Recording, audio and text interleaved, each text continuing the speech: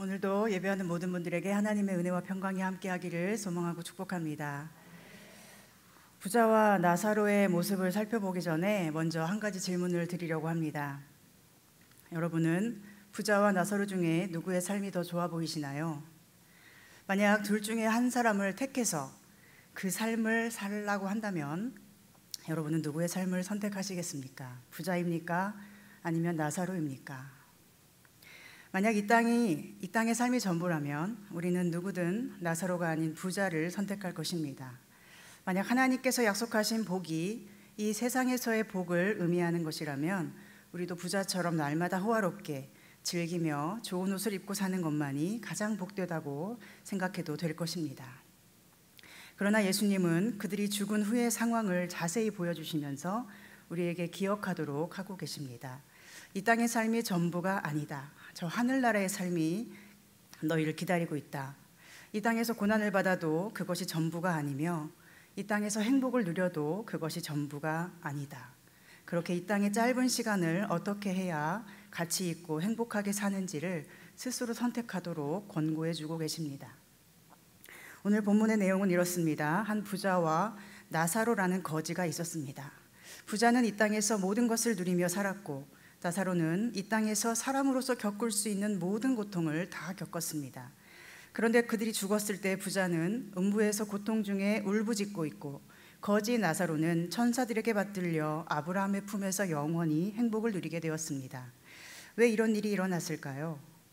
이 땅에서의 삶과 저 하늘나라의 삶 사이에는 무엇이 있었기에 엄청난 반전이 일어난 것이겠습니까?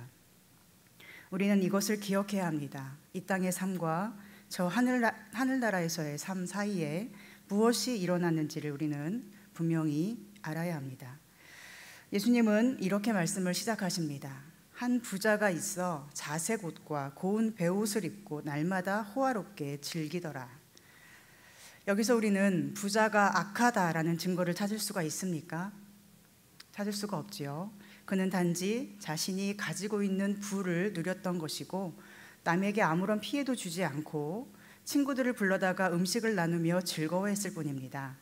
오늘 우리도 형편에 맞게 돈을 쓰고 또 여러분도 형편에 맞게 아이들을 학원에도 보내고 형편에 맞게 가능하면 즐겁게 살기를 원하죠. 내 마음에 맞는 사람들과 즐겁게 시간을 보내면서 그들을 챙기는 것이 우리의 모습일 것입니다. 따라서 날마다 호화롭게 즐긴 것만으로 그가 악하다고 한다면 우리 중 어느 누구도 자유로울 수 없을 것입니다. 또한 부자는 나사로에게 욕을 했거나 나쁜 말을 하지 않았습니다. 거지가 집 앞에 누워서 음식 쓰레기를 먹으면서 동네에 있는 개들을 다 불러 모았는데도 쫓아내지도 않았습니다. 우리는 어떤가요? 우리는 자기 눈에 보기 싫으면 너무도 쉽게 지적하고 비난하고 상처를 주지 않습니까?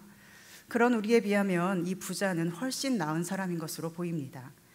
만약 그가 오늘 우리 곁에 살고 있다면 우리 중 누구도 그를 욕하거나 손가락질하지는 못할 것입니다.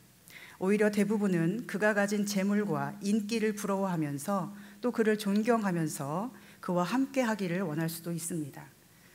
이 부자를 표현하는 날마다 호화롭게 즐기더라 라는 말씀은 살아있는 동안에 그가 어떠한 불행이나 고통을 겪지 않았음을 의미합니다. 또한 그는 남을 함부로 괴롭히지도 않았고 이웃과 친구들에게 즐거움을 나누어주는 괜찮은 사람처럼 보입니다. 그런데 문제는 아무리 우리 눈으로 보기에 괜찮은 사람으로 보일지라도 하나님은 그의 중심을 보시고 그를 악인으로 여기셨다는 것입니다. 그가 악한 사람이라는 증거는 무엇입니까? 그 증거는 두 가지인데 첫 번째는 그의 마지막 운명이 음부의 고통이었다고 예수님께서 말씀하신 것이고 두 번째는 그가 자신의 대문에 누워있는 나사로를 외면할 수 있는 마음을 가졌다는 것입니다. 얼마 전 동물농장에 한 고양이가 배가 탈장이 되어서 불룩한 채로 나왔습니다. 그 고양이는 어떤 할아버지의 돌봄을 받았는데 알고 보니 원래 키우던 고양이가 아니라 그렇게 배가 튀어나온 채로 돌아다니는 고양이를 안쓰럽게 생각한 할아버지가 그 고양이를 돌봐주어서 계속 그 집에 와서 고양이가 할아버지를 찾는 것이었습니다. 이렇게 작은 동물에게조차 그 동물이 아프면 마음이 가고 돕고 싶고 긍휼해지는 것이 사람의 마음일 텐데 어떻게 이 부자는 나사로처럼 극심한 고통을 당하는 사람을 늘 대문 앞에 있는 것을 보면서도 아무렇지 않을 수가 있었을까요? 게다가 나중에 부자는 죽어서 아브라함의 품에 있는 나사로를 보면서 그를 알아보지 않습니까? 그는 나사로를 보내어 물 한 방울이라도 찍어서 혀를 서늘하게 달라고 했습니다. 이것은 그 부자가 단지 길에서 스쳐 지나가는 노숙자를 외면한 것이 아니라 자신이 이름을 알고 있는 나사로라는 그 사람을 매일 곁에 두고 계속되는 그의 고통을 보면서도 외면하는 마음을 가진 자였음을 우리에게 알려주는 것입니다. 만약 상상을 더해 본다면 나사로가 그 대문 앞에 버려진 것은 아마도 부자에게 밉보였기 때문이 아닐까 생각되기도 합니다. 부자는 이 땅에서의 삶이 끝났을 때 온갖 좋은 것으로 장사되었을 것입니다. 많은 사람들이 그의 죽음을 슬퍼했겠지요. 그러나 그의 영혼은 음부에서 불꽃 가운데 괴로워하게 되었습니다. 그는 눈을 들어 자신이 오랜 시간 동안 외면해왔던 나사로를 보아야 했고 나사로가 안겨있는 아브라함의 품을 그리워하게 되었습니다. 부자와 나사로의 처지가 완전히 뒤바뀌게 된 것입니다. 이제는 부자가 나사로에게 도움을 요청해야 되고 도움을 받아야 할 처지가 되어버렸습니다. 그래서 아브라함을 보며 울부짖었습니다. 아버지 아브라함이여, 나를 긍휼히 여기사 나사로를 보내어 그 손가락 끝에 물을 찍어 내 혀를 서늘하게 하소서. 내가 이 불꽃 가운데서 괴로워하나이다. 그런데 아브라함의 대답은 무엇입니까? 그럴 수 없다. 너의 부탁은 불가능하다라는 거절입니다. 그러자 부자는 그러면 자신의 가족을 위해서 나사로를 세상으로 보내달라고 간청하지만 이 부탁 역시 거절을 당합니다. 왜냐하면 불필요한 것이기 때문이지요. 세상에는 말씀이 있고 선지자가 있기 때문에 그들에게 들어야 한다는 것입니다. 주님 자체이신 말씀을 듣지 않는 자는 죽었던 자가 살아 돌아와도 듣지 않을 것이고 심지어 천국과 지옥에 다녀온 자가 있다 하여도 그들로 인하여 변하지 않을 것이라는 말씀입니다. 그런데 이 두 가지 부탁을 하는 부자의 말을 보면 그는 아브라함에게 아버지라고 부릅니다. 즉 그는 아브라함의 자손, 유대인으로서 하나님의 택한 백성이었다는 것입니다. 또한 아브라함도 그를 부를 때 예라고 부릅니다. 이 말은 사랑하는 아들을 부를 때 사용하는 다정한 호칭입니다. 아브라함도 그가 자신의 자손임을 인정하며 그를 아들로 부르고 있다는 것입니다. 그러나 아브라함이 아무리 아들아 다정하게 불러도 이제는 부자에게 아버지의 의무를 행할 수가 없습니다. 부자가 아무리 아버지라고 간곡히 불러도 아버지의 호의를 기대할 수가 없습니다. 정말로 큰 것을 요구한 것이 아니고 단지 물 한 방울만을 원했지만은 그 사소한 것조차 이제는 도저히 주고받을 수 없습니다. 그 사이에는 커다란 구렁텅이가 있어서 철저히 분리가 되어 있기 때문입니다. 이것은 하나님께서 얼마나 철저하게 의인과 죄인을 구분하시는지를 우리에게 보여줍니다. 또 한 번 죽어서 세상을 떠난 사람은 그를 도울 것이 아무것도 없다는 것을 가르쳐 줍니다. 가족이든 사랑이든 동정심이든 그 무엇도 하나님의 심판 앞에 서는 사람을 도와줄 수는 없습니다. 예수님은 이런 예를 여러 번 가르쳐 주셨습니다. 신랑이 올 때 기름이 없었던 어리석은 5처녀, 기름을 구걸했지만 얻지 못합니다. 자신이 받은 한 달란트를 땅속에 묻어둔 종은 돌아온 주인에게 여러 변명을 늘어놓았지만 형벌을 피할 수 없습니다. 주님이 목마르실 때 먹을 것과 마실 것을 드리지 않았던 사람들은 자신들은 몰랐기 때문에 죄가 없다고 주장하지만 결국 염소로 분류되어 심판을 받습니다. 예복을 입지 않고 잔치에 참여한 사람들은 그 이유를 설명하라고 요구받지만 아무 말도 할 수가 없습니다.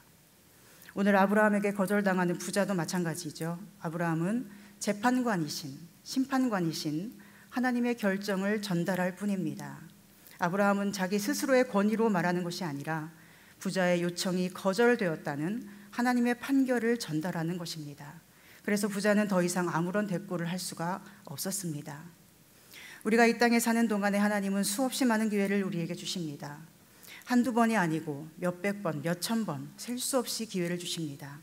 우리가 하나님의 음성에 귀 기울일 수 있는 기회를 주시고 그분의 마음에 맞는 사람 되도록 노력할 수 있는 기회를 주십니다.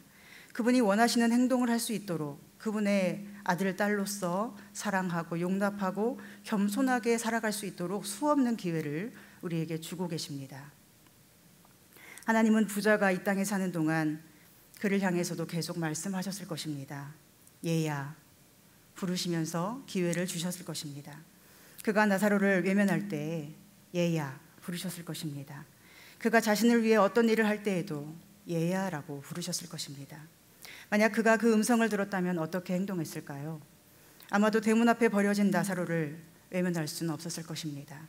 만약 그가 아버지라고 한 번이라도 응답하는 자였다면 질병으로 죽어가는 나사로를 보면서 그렇게 즐거운 잔치를 벌이지는 못했을 것입니다.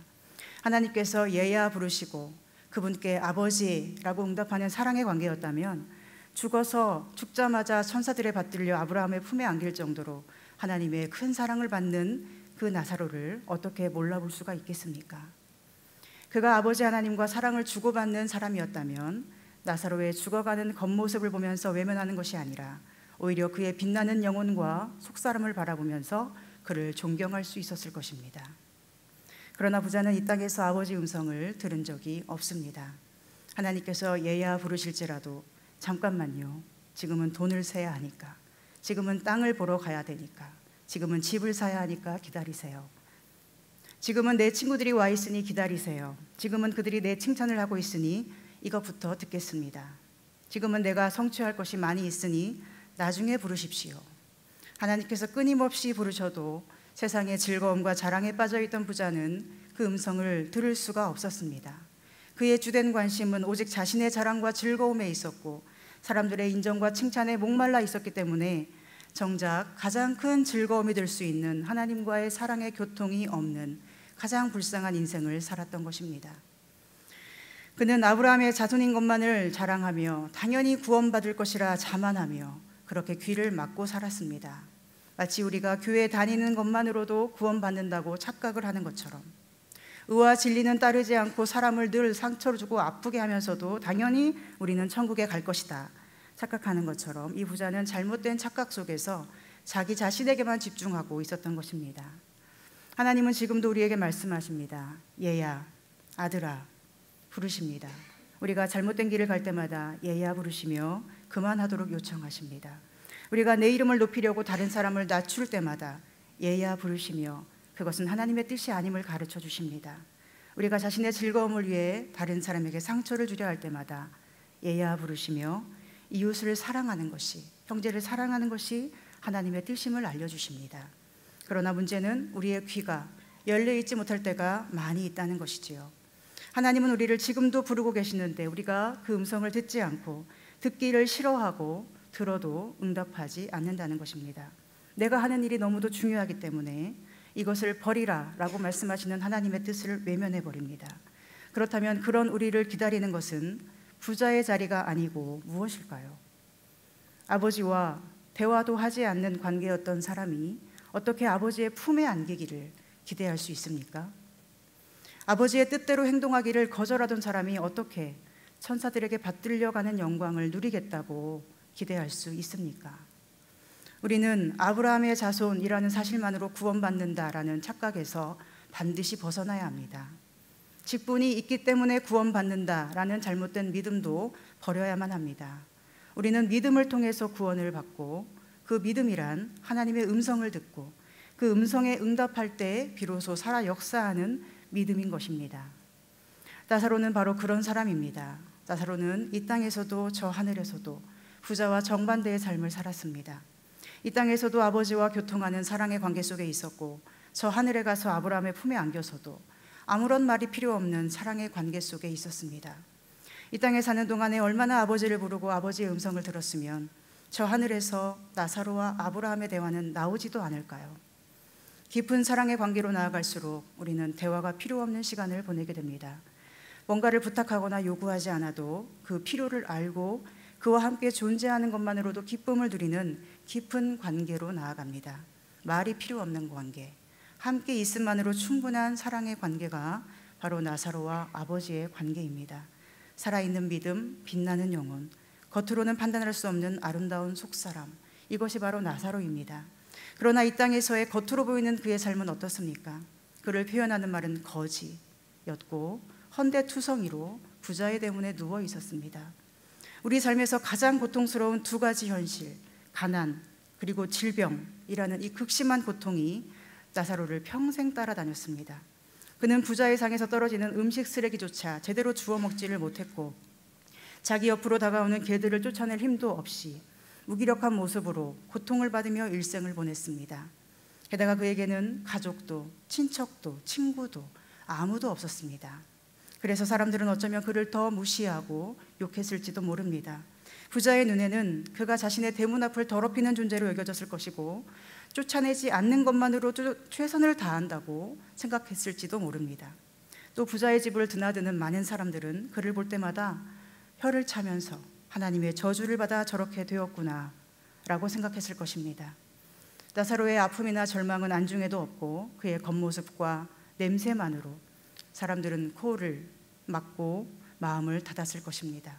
그래서 나사로는 마치 자신이 다른 사람의 행복을 지켜보기 위해서 태어난 사람인 것처럼 늘 낙심되고 무엇으로도 위로받을 수가 없는 깊은 어둠의 수렁을 날마다 경험해야 했을 것입니다. 그런데 예수님은 그를 의인이라고 하십니다. 의인이라고 여기셨습니다. 왜 그랬을까요? 오늘 본문에는 나사로가 특별히 선한 행동을 했다거나 의로운 사람이라는 표현이 나오지 않습니다. 그러나 나사로가 의인이라는 증거는 두 가지입니다. 첫 번째는 죽는 즉시 천사들에게 받들려 아브라함의 품에 들어갔다고 예수님이 말씀하셨다는 것이고, 두 번째는 극심한 가난과 질병의 고통 속에서도 불평과 원망이 없이 견디며 인내했다는 사실입니다. 집도 없이 남의 집 대문에 누워있는 삶을 평생 산다면 여러분은 무슨 말을 가장 많이 하실까요? 나는 집도 없이 고통을 당하는데 저 사람은 가진 것이 많아 늘 즐겁게 사는구나. 나는 이런 고통을 받을 만큼 죄를 지은 적이 없는데도 이렇게 괴롭고, 저 사람은 늘 자기 만족을 위해 사는데도 저렇게 잘 사는 걸 보니 하나님은 정말로 살아계시는가? 이렇게 불평과 원망의 말을 쏟아놓지 않겠습니까? 그러나 그는 그렇게 하지 않았습니다. 만약 그가 현재의 어려움 때문에 하나님을 모독하는 말을 내뱉는 사람이었다면 죽는 즉시 천사들에게 받들려가는 영광을 누리지 못했을 것입니다. 그는 대문에 누워 부자의 집을 바라볼 때마다 아버지를 불렀을 것입니다. 아버지, 나를 긍휼히 여기소서. 아버지를 부르고 또 불렀을 것입니다. 부자를 찾아오는 사람들이 쳐다보며 눈살을 찌푸릴 때에도 아버지를 불렀을 것입니다. 질병으로 인해 개들을 쫓아내지도 못할 만큼 지칠 때마다 아버지, 굶주림에 지쳐 배고픔도 느낄 수 없을 때에도 아버지, 추위에 떨고 떨다가 몸의 감각이 다 사라져버린 것 같을 때에도 아버지, 함께할 친구도 없이 외로움에 눈물이 날 때에도 아버지, 다른 사람의 행복을 지켜보기 위해서 태어난 사람인 것처럼 자신이 얼마나 불행한가를 의식해야 할 때에도 아버지, 가난과 질병은 하나님의 저주라며 손가락질하는 자들 앞에서도 그는 아버지를 불렀을 것입니다. 그리고 하나님은 그때마다 얘야 대답해 주셨을 것입니다.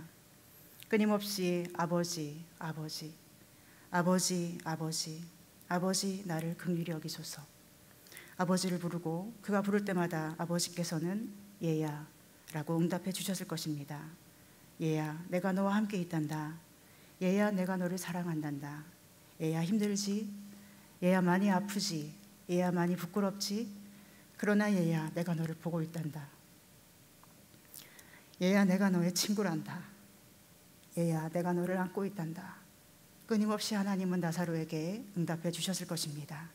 이러한 간절한 고백과 하나님의 부르심이 나사로를 하나님의 품으로 인도해 준 것입니다.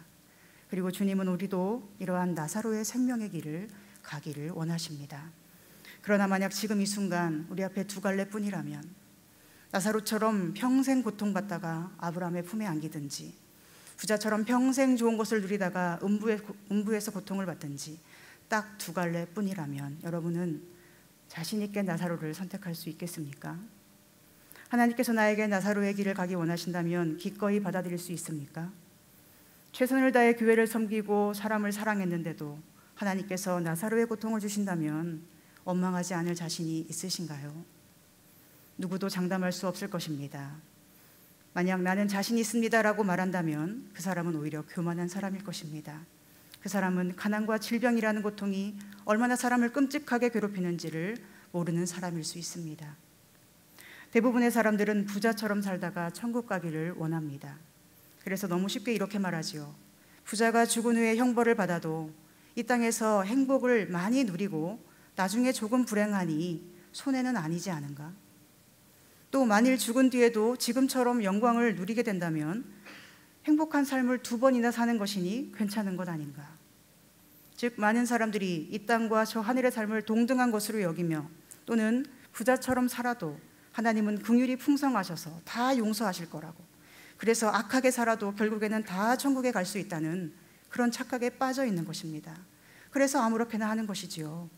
그래서 하나님을 두려워하지도 않고 의를 위해서 고난을 당하려고 하지도 않고 자기 이미지 관리나 하면서 내 편, 네 편 가르면서 나사로처럼 사는 것보다 부자처럼 사는 게 훨씬 낫다고 생각하고 있는 것입니다.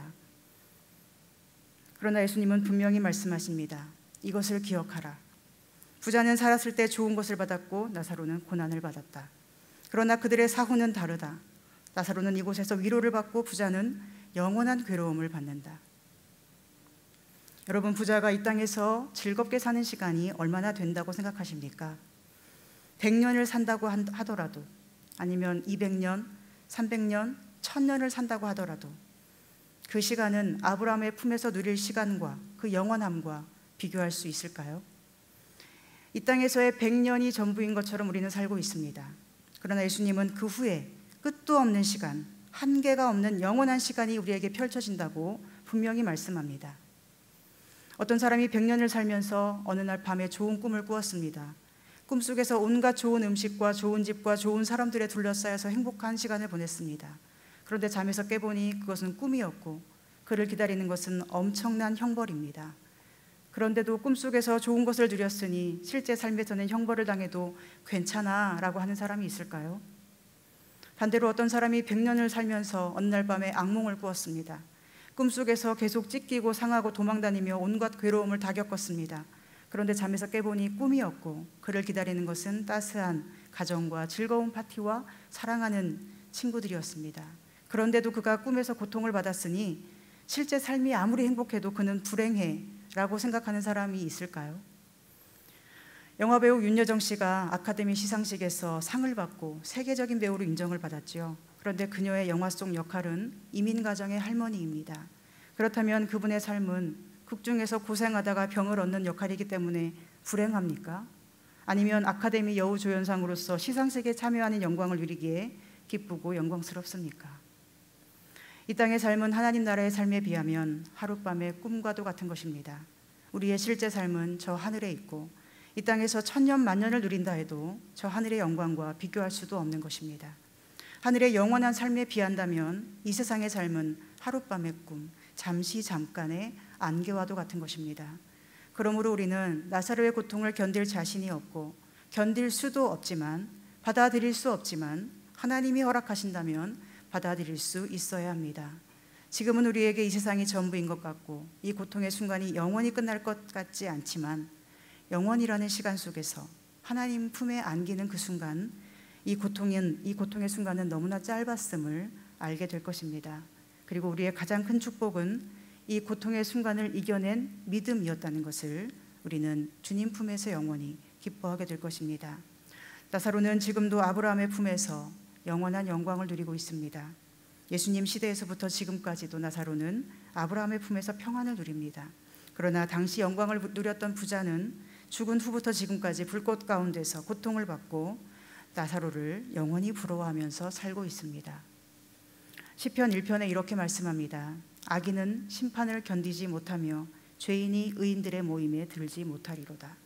무릇 의인들의 길은 여호와께서 인정하시나 악인들의 길은 망하리로다. 마지막 날 하나님은 누가 의인이고 악인인지를 명확히 심판하시고 그 둘을 철저히 갈라놓으십니다. 이것이 바로 예수님께서 나사로를 우리에게 보여주신 이유입니다. 그러므로 오늘 우리는 나사로처럼 모든 상황 속에 아버지를 부르기를 소망합니다. 삶의 문제가 계속되고 근심거리가 쌓일 때에도 아버지, 어느 누구와도 마음을 터놓을 수 없어 외로울 때에도 아버지, 말도 안 되는 비난 속에서 억울하여 견디기 힘들 때에도 아버지, 힘을 다했던 일이 물거품처럼 사라져버릴 때도 아버지, 질병으로 고통스럽고 죽음이 두려워 견딜 수 없을 때에도 아버지, 끊임없이 아버지, 아버지, 아버지, 아버지, 아버지 나를 긍휼히 여기소서 부를 수 있기를 소망합니다.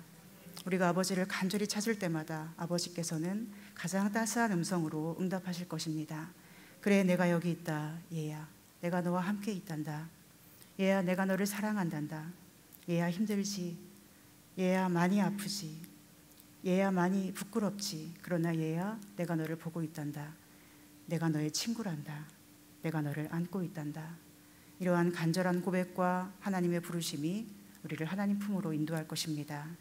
이 땅에 사는 짧은 시간 속에서 우리는 모든 것을 믿음으로 견뎌내면서 모든 상황 속에 아버지를 부르기를 소망합니다. 아버지와 깊은 사랑의 교제를 나눔으로 하나님 품에 안기는 위로를 늘 얻으시고 저 하늘에서도 하나님 품에 안기는 가장 빛나는 영혼으로 인정받을 수 있기를 간절히 소망하고 축복합니다.